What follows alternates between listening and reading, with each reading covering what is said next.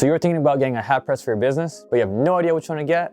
Well, let me share with you my experiences and honest review of the Hotronix 360, and hopefully it can help you out. Let's go. What's good, everyone? Welcome back to the studio. Today I'll be talking about the Hotronix 360, the Lambo, the most expensive hat press out there. And I know what you're thinking. Yeah, I want to get it, but it's expensive, and sure, like 100% understand. But this is my own opinion and my experiences of having it. And I just wanted to kind of give you the pros and cons of what it's like to own this machine. I've had this hat press for about 6 months now, and I've had absolutely no issues with it. It was really easy to use out of the box. And a lot of the problems I see from other people talking about crease marks, scorch marks, and all these other things, like I haven't had any issues with that. So I think that's a good takeaway for someone that was like completely new to this, was able to figure it out without a lot of issues. And if you haven't noticed yet, I fucking love hats. I have a million of them, and I'm gonna keep on cranking them out. So hat presses are gonna be one of my favorite topics to talk about, so let's just get into it. So full disclosure, I am using this press provided by Heat Press Nation because I'm their video content guy that they've brought on from the outside, so I get to make videos and use stuff that they provide me. I did purchase things in the past, but this is just something that we have an agreement on, so that's why I didn't pay full price for this, so I just wanted to put that out there. So first off, let's talk about the specs. This hat press is 45 pounds, so it's not that heavy compared to the 16x20 auto, which is like 120. So it's not too bad. And when I first got it, I was actually relieved that it wasn't as heavy as the hat press, because I would have been quite in shock if it was the same weight. So relatively compact, not too bad, easy to move around if you have to change the location. The platen size is 3.5x7, so pretty standard, but enough size to do pretty much any hats out there. So the most important part about this hat press is you got that double-decker heating element. So you got the top platen and the bottom platen. They both heat up, which is crazy because there's no other press out there that does it, and that's also why it's so expensive. The double heated element allows you to use materials like PVC patches, embroidered patches, 3D patches, tack with wool. There's so many different materials that you can actually do with this because you get more even distribution of heat, and also, I don't know the science behind it, but it just creates a better bond between the top and bottom surface so that your patches can stick on your hats without any issues of peeling or anything like that. Obviously, I still think embroidery is always gonna be more superior for hats because that's kind of like the OG look, and I think embroidery is gonna stick around a lot longer, but not everyone can afford a $20,000 embroidery machine. So here we are with the hat presses, and I think this is a pretty good compromise to kind of get that premium look without having to pay that hefty price tag, but you're still given the tools that you can create cool things with. And just to add on the durability, there's actually a video of me trying to rip off the PVC patch off one of the hats. So I'm gonna put it right here for a second, but I was really impressed with how durable it was. I mean, I'm pulling on this thing at full strength, and it was only about 12 hours after I applied it, so it wasn't even a full 24 hours, and I think it passed the test for sure. The dimensions of this press is gonna be 26 by 15 by 24, so it's not that big, and it makes a good buddy next to my auto press, the 16x20 from Heat Press Nation. So they're just gonna hang out all day, and if I gotta move the hat press anywhere, I can easily take it off the table, put it somewhere else, versus the heat press is not going anywhere. That one is solid stuck. So who is this hat press for? Obviously, anyone from home who wants to start their own business, make some hats to make some money, or just someone that wants to get their feet wet with production. Obviously, with the price tag of $2,000, this isn't just for some casual person to buy, but let me give you some reasons why this might be a good investment for you. So first off, you're getting the top of the line equipment with this. This is the Stahls flagship IQ series, so it's kind of the most expensive ones, and it does come with the price tag, but the quality is there. So, you know what I mean? Hand in hand, it's not like you pay a lot and it sucks. So that's why I think the price can be justified, just because the quality of the build, the way the pistons move, the way the pressure works. There's like a touch screen, which I don't know, not the biggest fan of it, but we got that touch screen, and the UI is really clean on it, and I really don't have any issues or complaints with it. And I know a lot of people have complained about scorch marks and press marks on their other hat presses, but I've honestly had maybe 1 or 2 issues with it, and that was only because I just got the press and I wasn't really sure how hard to press stuff, since on my heat press, I've been pressing things at like a 9 out of 10 or a 10 out of 10, so I just want to smash the shit out of everything.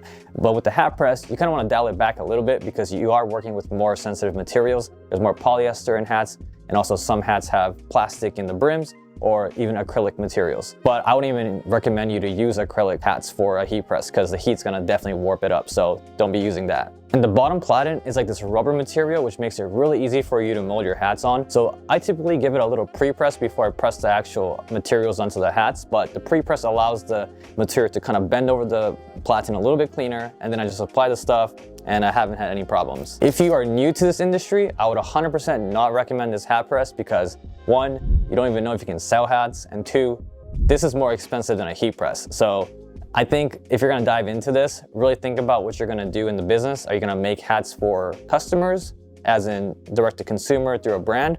Or are you gonna do B2B, which is business to business, meaning that someone wants 24 hats, you're gonna be that person that creates them 24 hats. If you have a clientele, I'll 100% recommend this, especially if you already know what it takes to make hats, because if you work with a vendor, you know how much these things cost typically. And by having your own press, you're gonna save a lot of money on production, since now you're taking it in-house and all you're paying for is the blank and the patches or the materials, whatever you're gonna put on the hat. I personally wanted this hat press because I was curious on putting different materials on hats, like this one. This is a flock HTV, which I put on the brim as well. But this is something that I couldn't go to my embroidery person to get done. And also, it's just a really fast way to crank out designs on a hat, because if I go to my embroidery person to get a hat done, it might take a week to get a sample. And also I have to pay for digitization, shipping of the hat to the vendor and back to my spot. So one hat could cost like $50 versus this way, I just order a hat through my provider like SS Activewear, Alpha Broder, get a hat for like $5 to $6 shipped.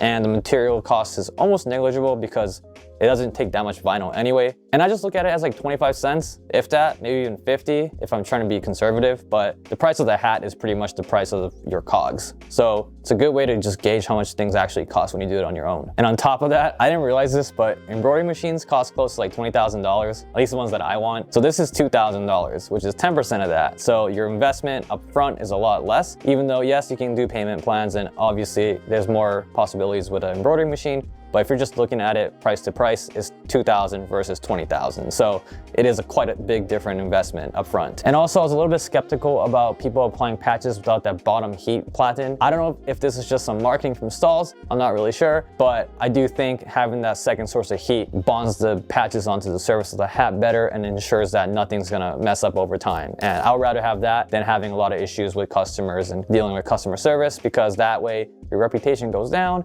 and you could have just prevented it by spending a little more upfront to fix these problems. So that was another reason why I wanted that top and bottom platen, to ensure that the patches are going nowhere once it's sold, and I can be confident that there'll be no problems. So what have I pressed so far? I've done structured and unstructured 5-panel, 6-panel, so like dad hats, baseball caps. Typically 100% cotton works better because it's a lot forgiving with heat and pressure, versus polyester. If you mess up or there's too much heat or too much pressure, it's gonna leave marks no matter what. So 100% cotton hats are the easiest to work with, and they typically fall in the dad hat category. Some of the hats I use include the Yupong series 6506, 6606, which is the 65%, 35% cotton polyester blend. And it's just the difference between 5-panel, 6-panel. It's a preference thing. I like both, but right now I'm wearing a 6-panel. So this is the 6-panel version, and the 5-panel does not have the line in the middle. So that's the only difference with that.